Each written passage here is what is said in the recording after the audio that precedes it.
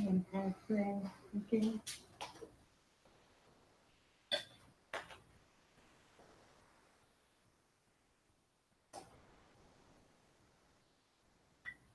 Okay.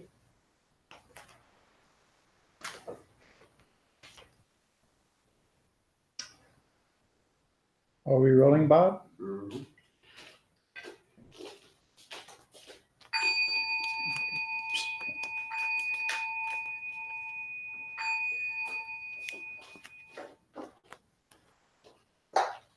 The Unsurpassed, profound, and wondrous Dharma is rarely met with, even in 100,000 million kalpas. Now we can see and hear it, accept and maintain it.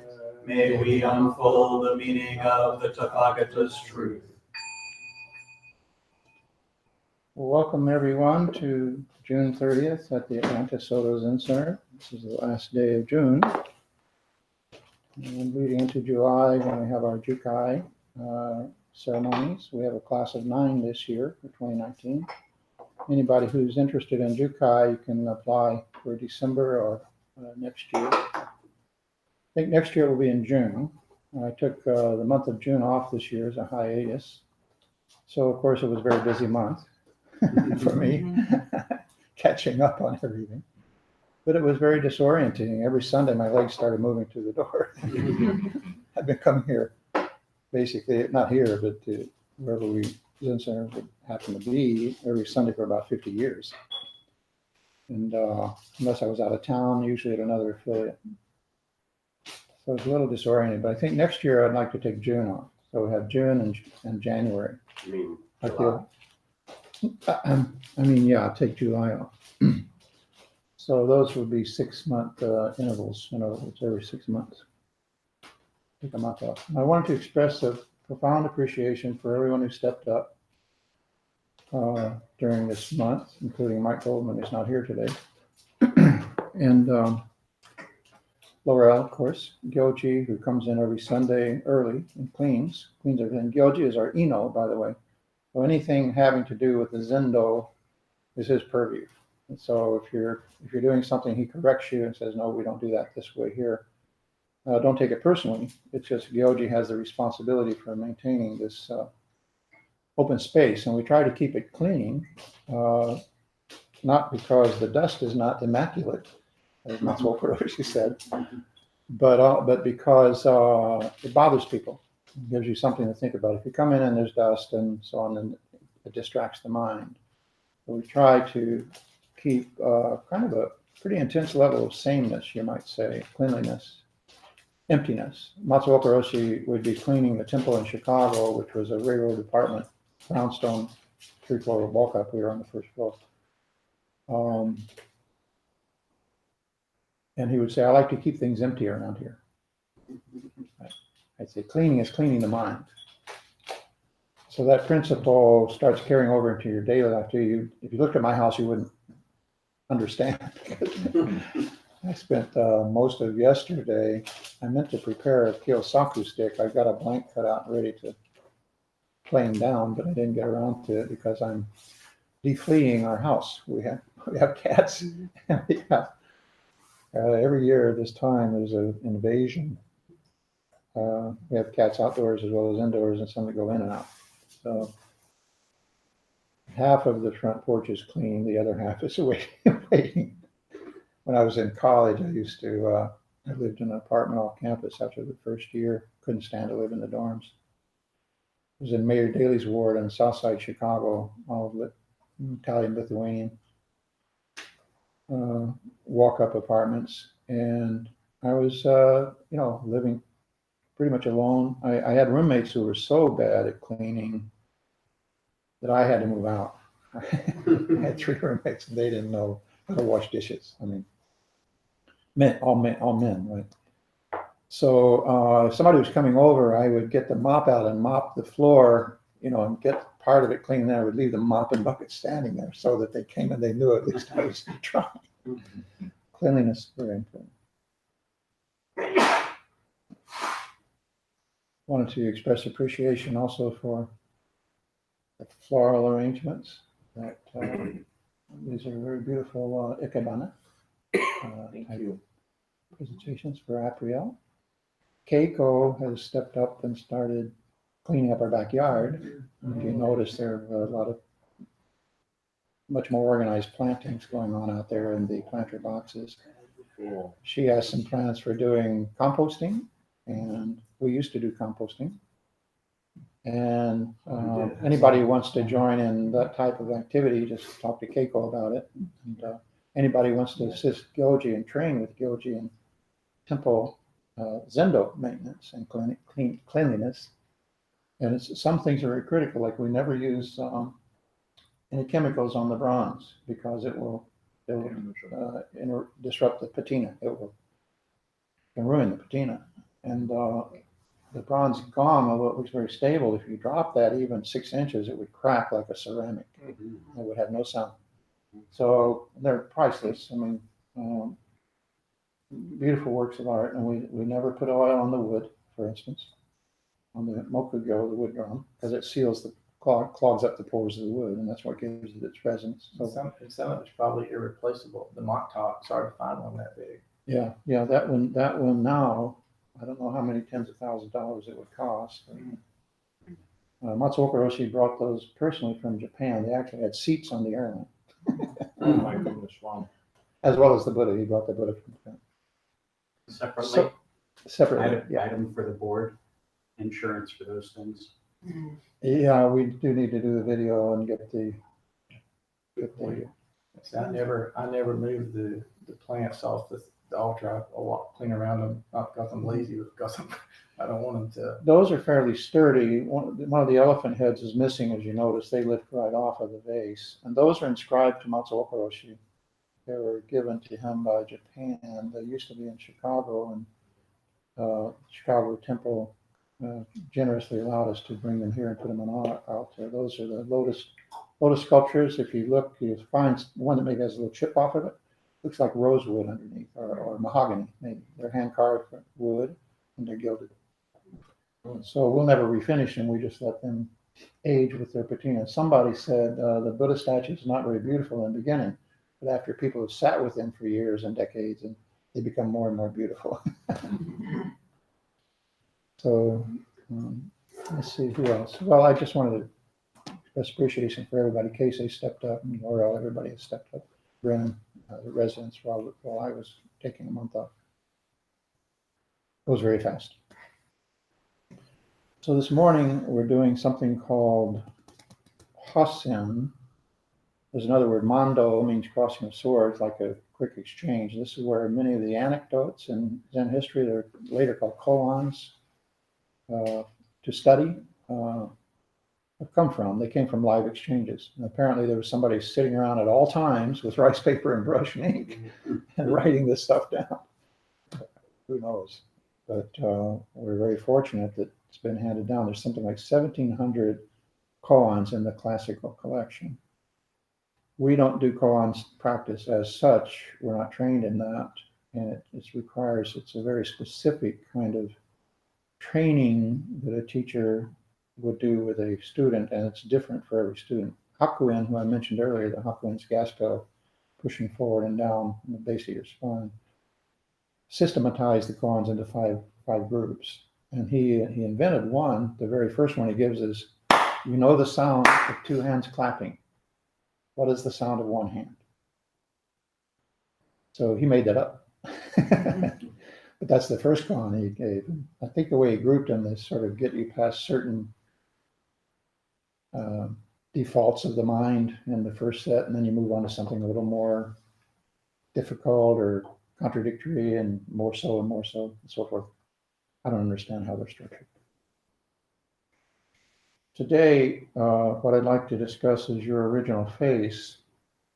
I wanted to send this around as a picture of me, and this is really a promotion. I've opened a booth at Paris en Ponce. Anybody not know Paris en Ponce?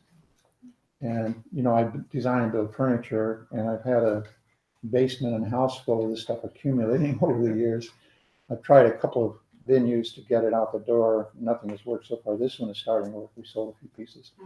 But take one of those, keep it with you if you like. And if you're on the beltway going down to Ponce, and Paris on Ponce is open. They're open like from noon till 6 or something most days. It's a very interesting. I come from retail design, as many of you know. I spent about a decade, a little more than a decade in retail design. What we call treasure hunt shopping. They have this booth after booth after booth of just the most incredible stuff you can imagine. I don't know how anybody would ever buy something that has like this huge sculpture made of paper with stuff flowing out like feathers, and then a disembodied head floating above it. Maybe somebody would like that in their corner. I don't know. My stuff is pretty practical. It's pretty simplified. Zen, call it Design for Living. Zen is the brand. I was gonna say, I don't know, one thing I bought from you, I guess, we had some extra tables here. I mean, some people may be interested in something to sit. I don't know if those were still available, if we have more of those. These benches, you mean? The benches, yeah. Yeah, we have a few extra benches upstairs. Anything you think you might, I've done home altars and things here that people purchase to set up an altar at home and have several variations on that. So if you think you're interested in anything, for that matter, the art is for sale. This piece behind me is just sold. One of our members bought that piece. And so if anybody's interested in any of that, just let me know. Let you know what we have. There's not a lot of money in Zen, so I have to be creative about the ways I find to make money. So that's the way my face normally looks, right? That looks pretty much like me. I was shot in Nova Scotia. We were in a bar drinking beer. Nova Scotia is one of our affiliates. So I want to pass these around. Maybe you can pass that one that way and that one that way. Anybody wants to look at both of them, they're pretty interesting. We do creativity classes from time to time, and Andrew and I do a kind of a consulting business on the outside where we consult with businesses, startups, and AI. I don't know if it's artificial intelligence so much as IT and those kind of businesses. And we do things like meditate for half an hour, do creative exercise for an hour, meditate half an hour, and so forth, back and forth. We've done writer workshops like that as well. We think meditation is for everyone, and we think it can integrate into daily life, people's professions, and so forth. So our thrust about bringing Zen to America is a little different from, maybe very different from the way a lot of the more traditional schools are doing. We think meditation is the center of creativity. It's a way of refreshing, rebooting your mind, you might say, and being able to come back to your daily task with a refreshed mind and a more creative mode. So you're looking there at my left face and my right face. What we did is we brought the camera in and we photographed everybody, and we had them smile at one case and frown on another case. And we printed all those out, and then they could take and cut them up with razor knives and cement, spray cement and so forth, do whatever they wanted with their own face. So this is putting two left faces together, two right faces together. So the koan, or the comment we're looking at today is your original face. Show me your original face. Right? So these are kind of manipulations around, creative manipulations around that idea. When you look in the mirror, you don't see the way you look. That's why most of us are kind of startled by seeing photograph. Some people are extremely symmetrical. As you can see, I'm not at all. And yet when I look at myself, I can't see that difference. I can only see it when you put it together like this, and it's emphasized. And Joe, I think you were here for one of those classes where we did your face as well. And I think, in fact, I saved that one. We're going to put up an exhibit. So, and we do drawing, we do stuff like that. So we will announce in future when we do another one of those, invite you to attend. It's kind of a day-long thing, or at least a half a day. So what we're doing today called Hasen, as it turns out, I thought, well, if I'm going to find your original face anywhere with a definition, it would be here. This is a book I highly recommend to everybody. Shambhala Dictionary, Buddhism and Zen. We have a couple here. We have one in the non-lending library, and we have one in the lending library. It's probably worth buying if you're doing any kind of study of Zen. And sure enough, when I looked up original face, it didn't have a definition. It just referred me to the Chinese, and then that had a definition. So just after ordination, which is what Jukai is, comes original face, and it says, Honra no Memoku. Do you recognize that, Keiko? Honra, Honrai, Honrai no Memoku. Memmoku, the way it's in English. Yes, could mean different, has different meanings, but in this context would be face facial. Yep. So just like what is the sound of one hand, you could be given the koan, show me your original face. And there are several books on koans analyzing how they're used and why and so forth. And one I read said if you come up with a response, and it doesn't have to be a verbal answer, you might just kick over a pot of water or something like you read about in the stories. If your teacher accepts your response, then he might say, how thick is that face? Just as they say with the hand, if you respond to what is the sound of the one hand, and if you respond to that in a way that your teacher approves, you might say, how big is that sound?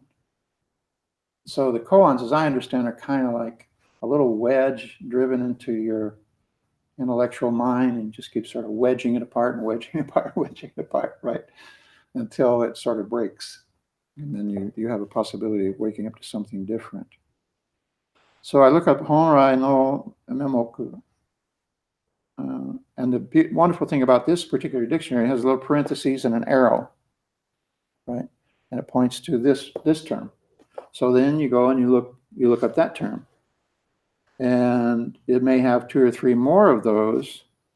So you can kind of follow an idea from one thing to another, to another, to another, just in this one book. You can follow like a line of logic, you might say, something you're researching. So here, Honrai no Memoku. Literally, it's Japanese, literally, quote, original Honrai, face, Memoku. This expression, translated as original or primordial face or countenance, is a favorite metaphor in Zen, which points to the true nature or Buddha nature, and then another arrow, Busho, so you can look up Busho and see more about that, of human beings and all things. The original, the true nature, or Buddha nature, Buddha meaning awakened nature of human beings and all things. Now that and all things is pretty hard to wrap your mind around. You mean all things have Buddha nature, right? What does that mean? So it gets into some deep into the pool pretty quickly. In the question form, what is your original face, or what is your face before your parents were born? This expression is the core of a favorite arrow koan. So you can look up koan and see what koan means. Koan is a logical riddle, public case. Many of these incidents were recorded and later became known as koans, or objects of study, as something just so precisely captured something in the moment that it's worth the next generation studying this exchange that happened between these two masters. Now you have to remember that many of the students who were studying koans and studying Zazen, for that matter, under a Soto teacher, were very deeply steeped in Buddhism and Zen, so unlike we are, right? And there's like piles of stuff in Japan and China that hasn't even been translated into English. And so we have to remember context, right? We don't want to try to take this out of context, which, by the way, is what a quote is. It always breaks me up when they say, well, that was taken out of context. Well, that's what a quote is. If you had to include the context, you would never get done. It's an endless regress to the beginning of the universe. It's the context.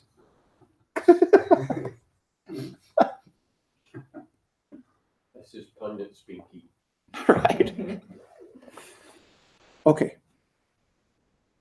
So on the same page, Hossen happens to appear. as it happens. Japanese, literally, Dharma contest, the method typical for Zen of demonstrating the living truth directly without recourse to discursive thinking or philosophical or religious doctrine. And I don't think it's that harsh. I think sometimes discursive thinking, philosophical and religious doctrine come into it, definitely. Especially in the commentaries about it and the follow-up and all that. These things end up, you look at the Blue Cliff Record or the Book of Serenity, one little koan incident occupies part of this page, and then it goes on for pages with commentary, right? So Hossen, like Mondo, and again an arrow, M-O-N-D-O, consists of, Mondo, as I said, literally means crossing of swords, consists of an exchange of words, questions and answers, gestures and responses between two enlightened people. That's a reach. One of the people may not be enlightened, neither of the people may be enlightened. It still amounts to a Hossen or a Mondo. And what is an enlightened person becomes the koan, right? While the Mondo usually consists of one question and one answer, the Hossen can develop into an extended encounter. Most koans consist of Hossen or Mondo that have been handed down by tradition. In contrast to what the term Dharma contest might suggest, a Hossen is not a matter of debate. It is not a question of defeating an enemy in discussion or determining which partner is the better man or the better woman, the better person. The participants in Hossen speak from their Zen experience, which admits to no antagonism, no I-you split. They make use of these occasions only to test the depth of their own experience in an encounter with a person of greater spiritual power, and in this way to train themselves further. Now I would say maybe experience rather than power. And when you come into Dokusan, it's kind of a version of this, but it's very personal and it's very intimate and it's not publicly shared. Although in the old days, as I mentioned, Wei Nung, Rujing, who was Dogen's teacher, did it outdoors in a screen, a bamboo screen, U-shaped. He's inside, and there's another bigger U-shaped screen around this way, so you could hear what they were saying, but you couldn't see them. So we overdo the privacy a little bit, I think, in our culture. But nonetheless, it's not meant for somebody to defeat somebody. It's not combat in that sense. What we're trying to defeat is our own ignorance. So they use an example here, the Pang Yun, which is the story of layman Pang, who's a famous person in China who was not a monk. He and his daughter were both recognized as extremely insightful people, and they would have dialogues with monks, and these were written down, published, and so forth. The Pang Yun contains a series of Hossen of an enlightened layman of the Tang period with renowned Zen masters, among them the following. One day, the layman Pang addressed Master Matsu. And Master Matsu is a very famous one, and said, "A person whose original face is not obscured bids you look up." Matsu looked straight down. The layman spoke, "You alone have achieved wondrous mastery at playing the stringless zither." Matsu looked straight up. The layman prostrated. Matsu drew back. "That's how one spoils it when one tries to be particularly clever," said the layman. And they often say, so-and-so said too much, so-and-so went too far. So interesting that the particular example they used around Hossen happened to be also the original face. A couple of other quotes on the original face, and then we'll start. In Jiju Zammai, which is in our service book, it's a long poem by Dogen, Master Dogen. Early in the poem, he says, from the first time you meet a master without engaging in incense offering, bowing, chanting Buddha's name, repentance, or reading scripture, you should just wholeheartedly sit and thus drop away body and mind. When even for a moment you express the Buddha's seal in the upright posture, in self-fulfilling samadhi, the whole world becomes the Buddha's seal, and the entire sky turns into enlightenment. Because of this, all Buddha Tathagatas, as the original source, increase their Dharma bliss and renew their magnificence in the awakening of the way. Furthermore, all beings in the 6 realms, including the 3 lower realms, in the 10 directions and the 6 realms, including the 3 lower realms, these are the 3 lower realms: hell, world of hungry ghosts, and animals and insects.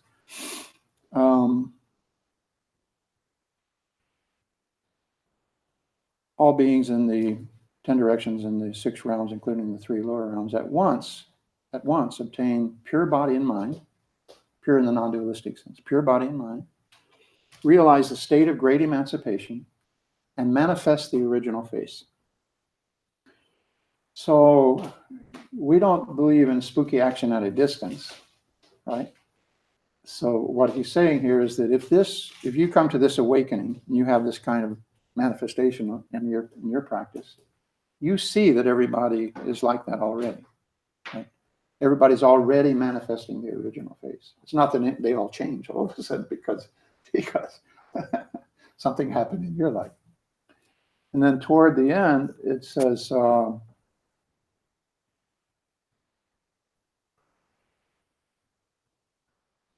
hundreds of things. This is following and during the experience in Zazen of insight. Hundreds of things partake of the Buddha body, myriad objects. And I'm losing it a little bit, but it's the main thing that he says there is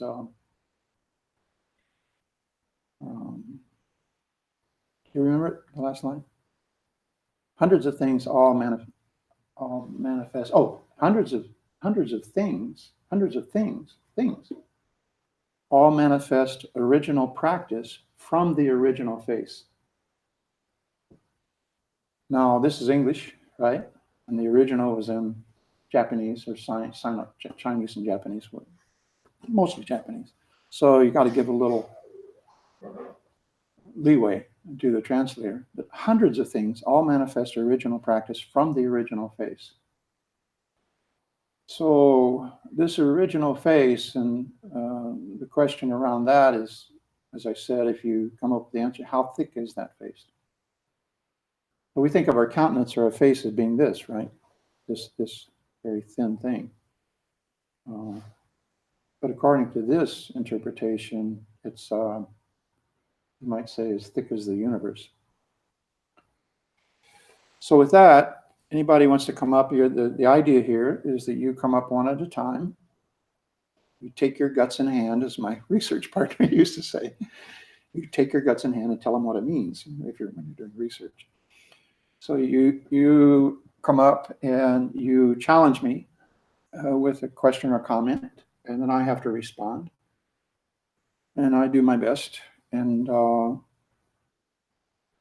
if the first response or any response is not clear, that's what Hassan means. It's exchange back and forth. And you say unclear or tell me more, however you want to say it. Anybody from the audience can say unclear. I don't get that. And then we have to go deeper or try to be more clear with words. When this person is satisfied with the answer, they say, "Thank you for your teaching." And I say, "May you be well." And they leave and somebody else comes up. So we've got about a half an hour to do this. Right? So anybody begin? I did a longer explanation this time because we haven't done this for a while.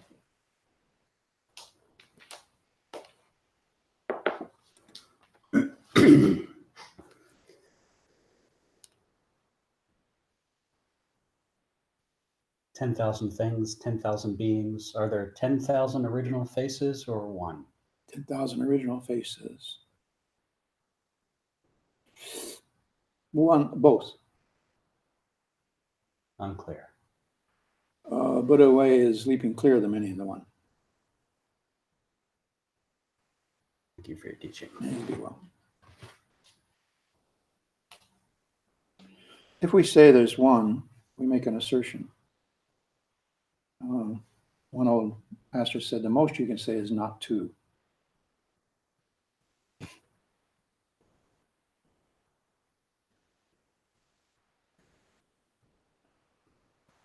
Don't be shy.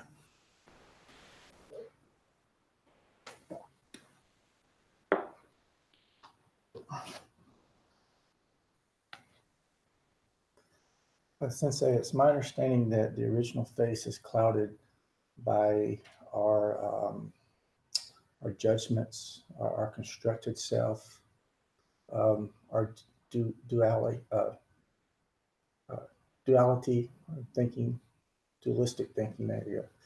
I guess my question would be, in order for us to remove the obscurity, to clearly see our original face, would we have to be more non-dualistic or non-discriminate in our thinking? Is it non-discriminate thinking, or is it dualistic thinking that gets us in most trouble? I guess those two are the same, but We have the power to discriminate against discriminating.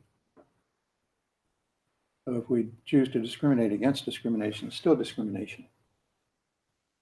But the weakness is that we tend to discriminate dualistically, and we don't choose to discriminate against that. So old masters would say, all roll out on one flat sheet. Clouds to the horizon. They would have, poetic kind of statements that they would try to make this statement of clarity and openness and what happens if we're not blinded, right? What happens if we're not obscured? And Dogen's poetic statement in this, the whole world becomes the Buddha's seal and the entire sky turns into enlightenment. Very poetic. Mm-hmm. So it indicates there's a transformative experience. And we say what we have to do about this is Zazen. Why? Why does Zazen work? How does it work? We think just by sitting facing a blank wall endlessly with no objective, and sitting without relying on anything, as Dogen said, and so on. Eventually, all of that has to come to a stop. It cannot possibly continue forever.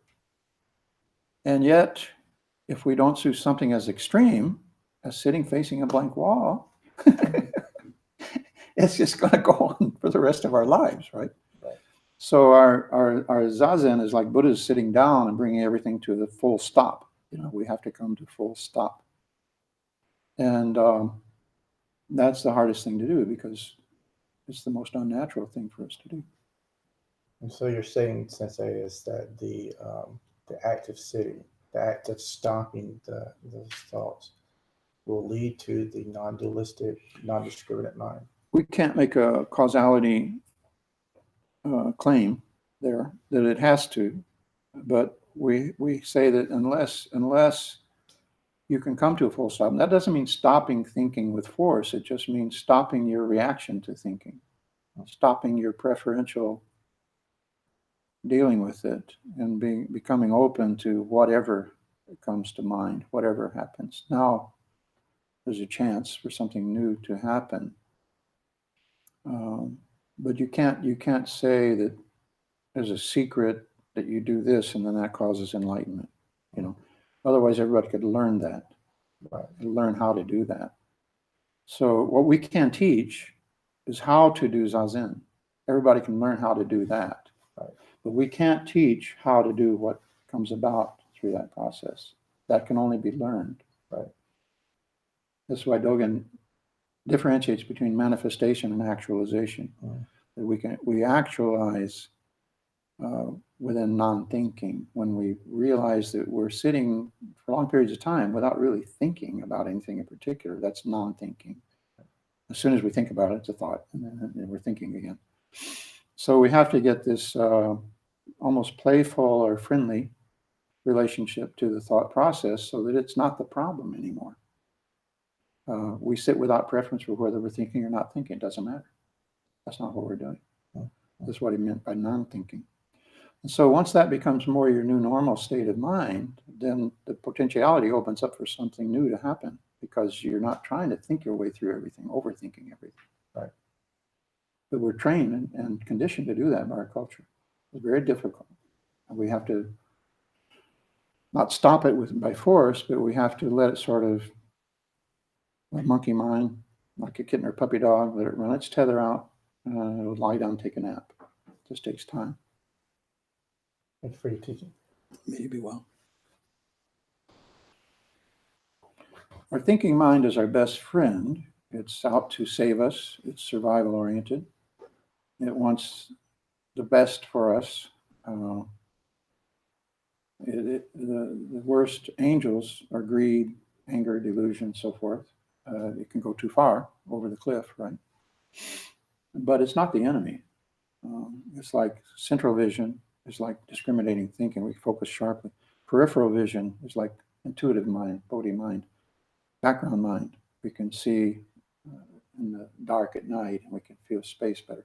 The two are complementary and make up the whole of the vision.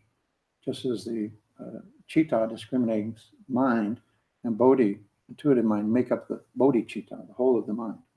So we're not trying to kill off the monkey. We're just recognizing its limitations. If we could think our way to enlightenment, we'd all be there by now.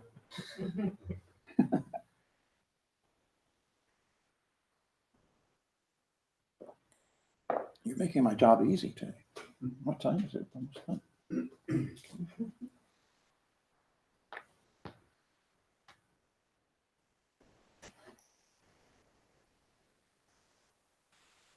Why is it that I do not see my own face when I look in the mirror?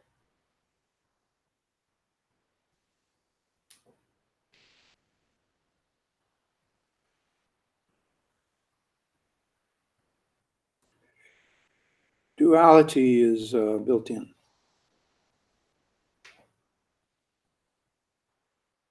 Okay.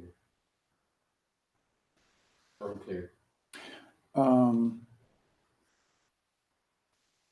If you could see your face when you looked in the mirror, there would be no duality. If I look at you, Okamura pointed this out when he was here. If I look at you, I can see you, but I can't see the altar behind me. He was facing that way. The altar was behind me. But I know it's there. Right? I turn around and look at the altar, then I don't see you.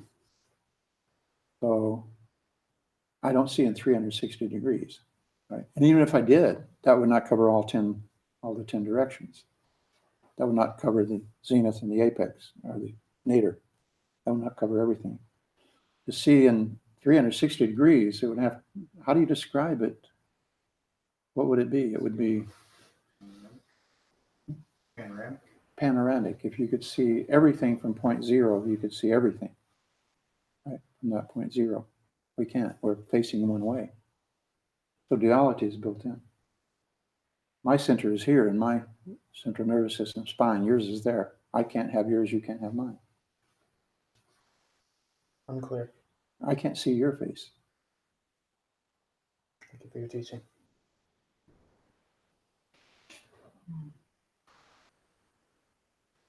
Maybe one.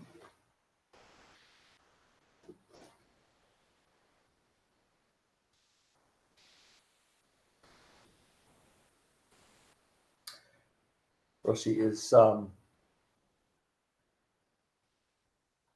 seeing one's original face the cause or the effect of everything falling away? Neither. Seeing one's original face is what we are seeing.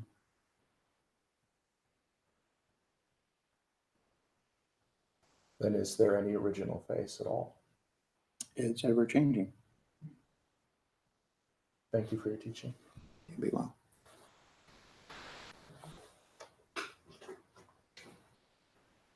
Floodgates have broken now. If you can't see my original face, then why would you ask me to show it to you? Because it's unfair. I don't need to see it. You do.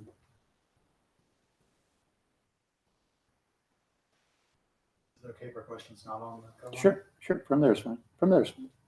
Is that what you meant? No, no. Oh, no, It's not, come on. Oh, no, sure, sure. And you can,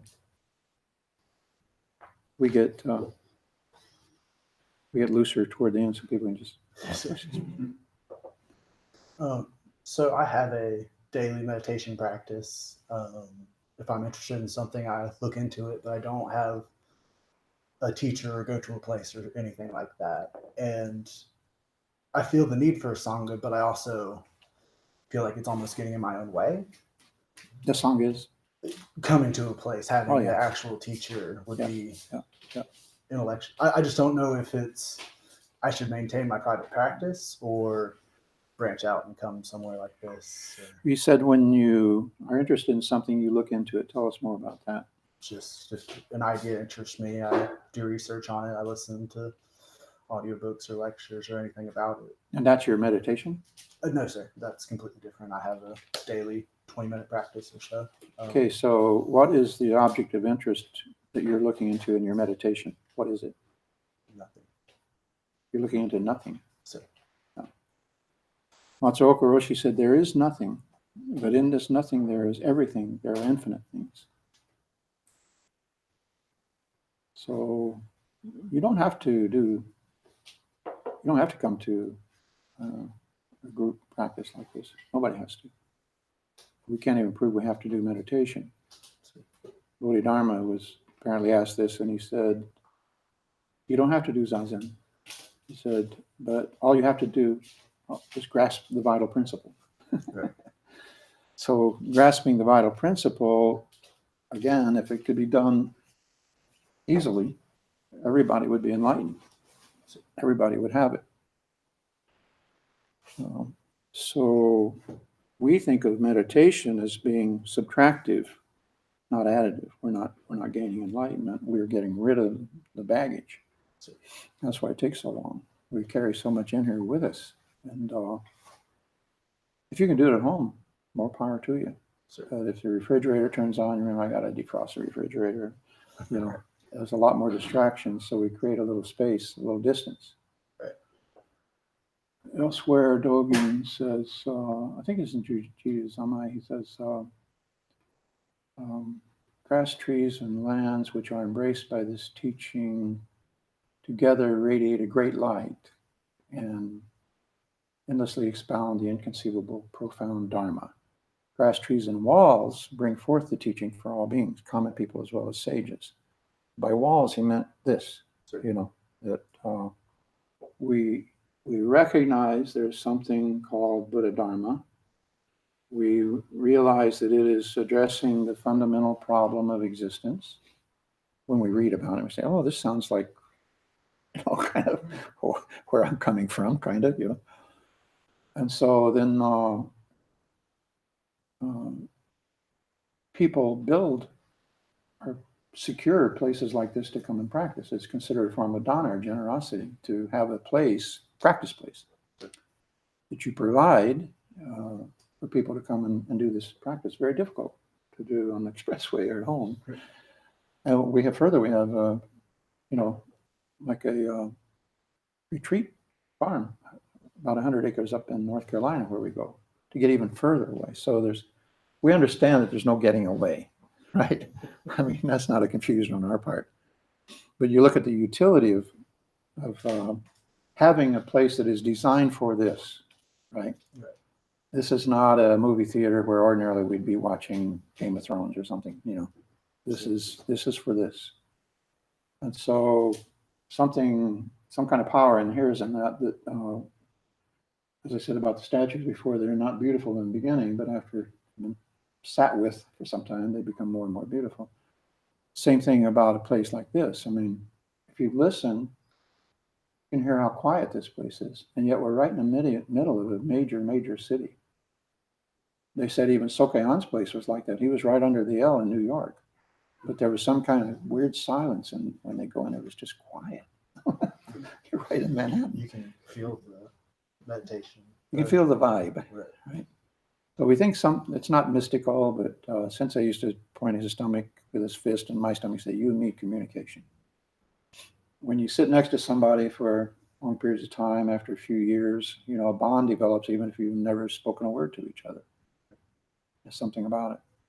And we think it's normal, natural posture, natural breath, natural state of mind, the way people used to sit around the campfire. So in tribal days, you needed the person next to you cover your back. Right? A little bit like that. It's not an either or, either practice at home or come here. No. Or have a teacher or study on your own. It's both and. Anything else on that? I don't understand. Like, I have a certain level of magnetism to this place, and actually to you in particular. And I don't really understand. Don't it. tell anybody. People call me and say, guy called and he said, he's in, where was he? He's in Europe somewhere. Italy. He said, you were in my dreams last night.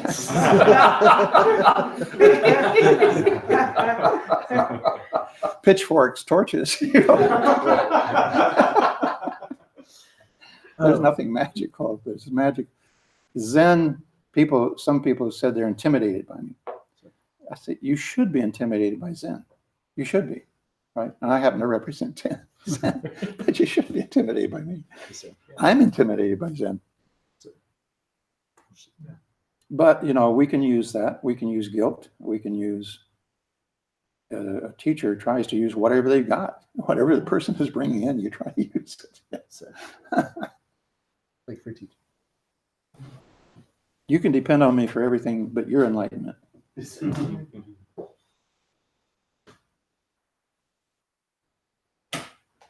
Within reason.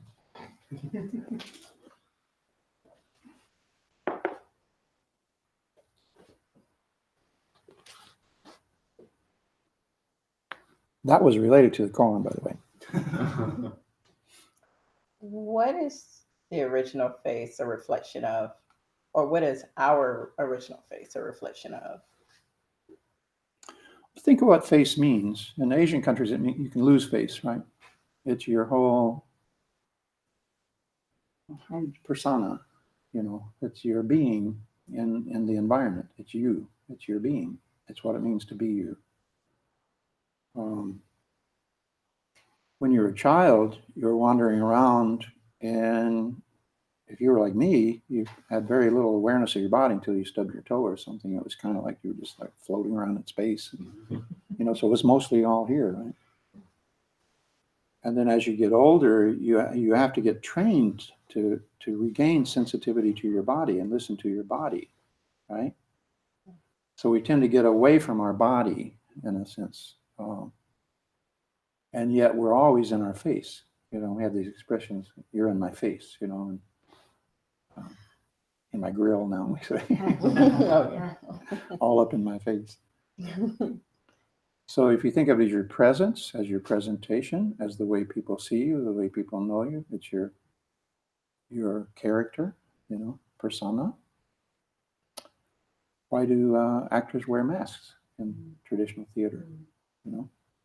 They take on the persona of something else by changing their face, changing the appearance of their face.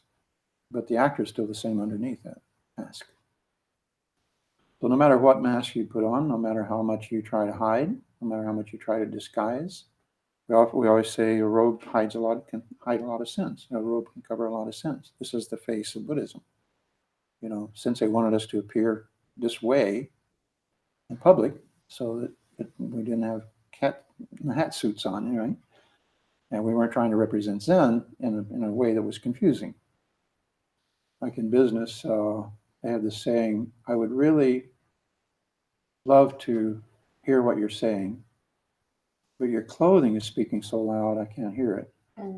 If you don't conform to a certain degree in a business setting, and nowadays it's a lot looser than it used to be, but it's like theater. If you're doing Shakespeare and everybody's in Elizabethan costume and you show up in a three-piece suit and you're playing a part, and that would be jarring. But then you can do Shakespeare where everybody's in three-piece business suits and it's not jarring, right? So I would say you have your personal face and you have your social face, right? But then you have your original face, what is your original face? The first quote that I ever heard, and I don't know that he invented this phrase, was Hui Neng, who was the sixth patriarch in China. And the story goes, he was a young man in his 20s, and he only spent 9 months with Hongren, the fourth patriarch, or the fifth patriarch. By the way, does anybody know who the fourth was? The third was Sung San, who did Trust in Mind, Sing Sing Ming. Huike was the second, who was Bodhidharma's successor, and Bodhidharma was the first. So Bodhidharma, Huike, Sung San, whoever the fourth was, Hongren, and then Hui Neng. There's only so many generations from Bodhidharma. Anybody know who the fourth was? Offhand? I was going to look at the chart in the library. I forgot to look. These were real people. And so Hui Neng was given the robe and bowl, which was a symbol of the patriarchy at that time. It's supposed to have been Buddha's original robe and baking bowl. And he was the last it was ever given to, because the whole history was going to branch out into 5 branches after that, and there was not going to be any one patriarch anymore. So this caused a big stink, because the senior guy, Shen Shu, Hongren's senior disciple, was supposed to be the successor. This young kid comes along, and they have, like, the story goes, there was a poetry contest, and his poem that he posted, he couldn't read or write, but he had somebody write it for him, showed deeper, greater insight, the deepest. So he's given the robe and bowl. And then the story goes that Hongren, at midnight, rowed him across the river and sent him south. Said, they're going to come after you, so get going. And sure enough, they all go after him, right? When they find out what's happened, they're chasing him down.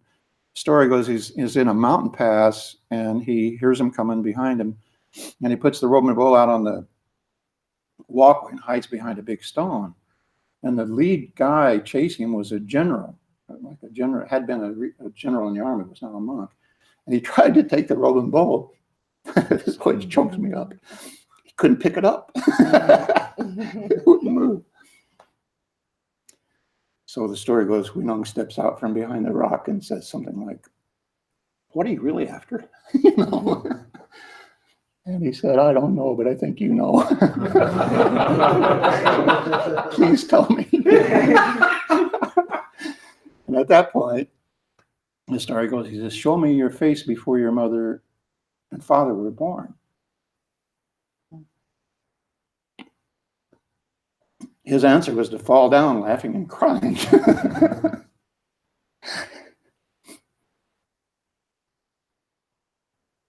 As far as I know, that was the first historical use of it, but it may have been an old Chinese phrase, you know, that he was just quoting. I don't know. Thank you.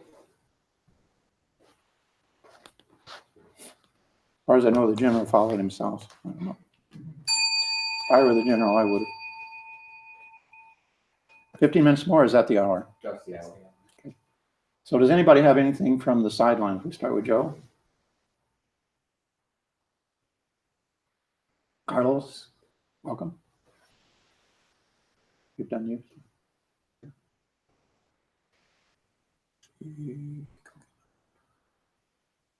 So would you say original face is original essence? Yeah, face, you know, can stand for the whole being. I think Rijing, who was Dogen's teacher, Nyojo in China, said something like one open mouth hanging in space, something like that. And they're like the Nikon Tanden of Hakuin says is a kind of a visualization that you do.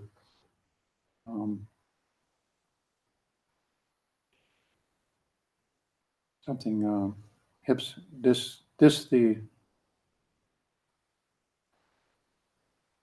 something hips and legs down to the soles, full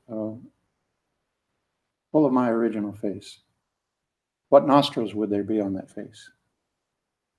So think about what your nostrils are, right? They're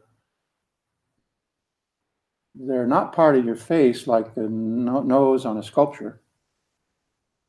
They're how you breathe. They're how you live, right? And so this so-called face is empty in the sense that this air is passing through it, right? Remember when you were, do you remember when you were in the womb? You weren't doing that. How many have had like a panic attack or suffocation or those kind of experiences in your life, right? Why? When we were an infant, we didn't breathe at all. And yet we had oxygen, flowing into us through the umbilical cord, right? But there was no breathing. Now you start shutting that down and you waterboard somebody. It's freak out city, right? So if you think of that, what nostrils would be on that face, on that original face? Where is the life coming from on that original face? What is it that's passing in and out through this membrane? Is there life on that original face? Is there life on that original face? Is it alive, or is it a concept?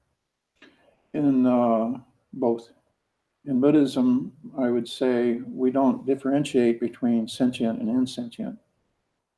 We say the preaching of the insentient. Everything in this room that we consider non-living is preaching the Dharma perfectly. It can't screw it up. I can screw it up. You can screw it up. We can screw it up, right? We can get it wrong. But everything is manifesting the Dharma as it is.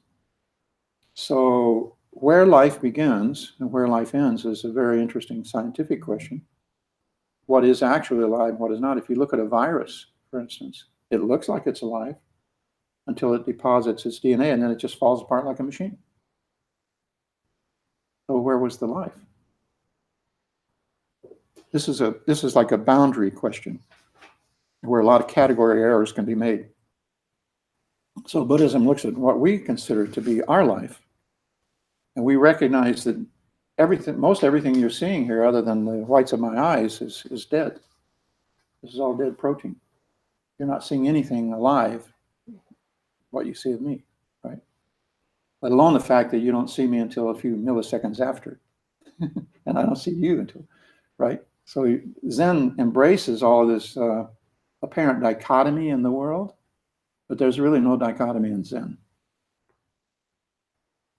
So the question of life or non-life is one of those kinds of questions. Before you were born, where was your life? He asked this guy, show me your face before your father and mother were born. So there couldn't be any conception of the sperm and the egg and all that, that's way back and gleaming in somebody's eye somewhere, right? But that's long before you ever came into this incarnation. Where were you? And physics agrees, here, there is no other place. We weren't in this form. And that's where the formless emptiness comes in. The dynamic reality is ever evolving, ever changing form. And so everything that has ever been here is still here. What we are has always been here, both from the physics scientific perspective and from the Zen perspective. This is why such feelings of loneliness, being alone, or mourning somebody who's died, you can't help that. It's human, it's grief. But it just doesn't make any sense.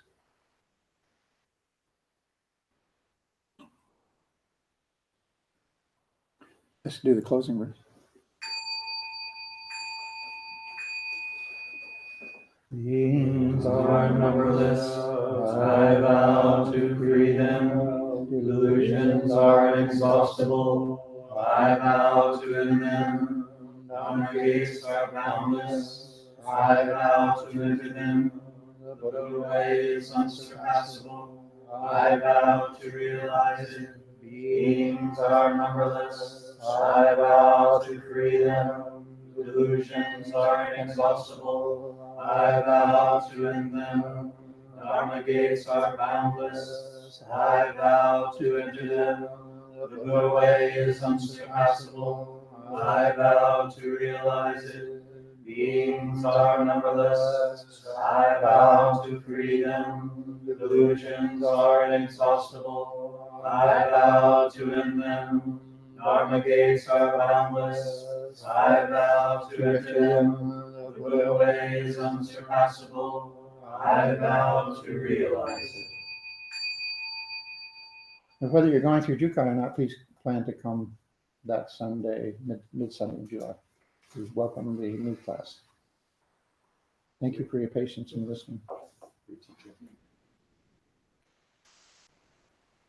And could I get a volunteer for the teacups, please? Cleaning the teacups. And try to leave no trace. If you got crumbs, put in your teacup. So if you leave them on the cushion, please pick them up. And Gilji can show you where to put things back if you don't know.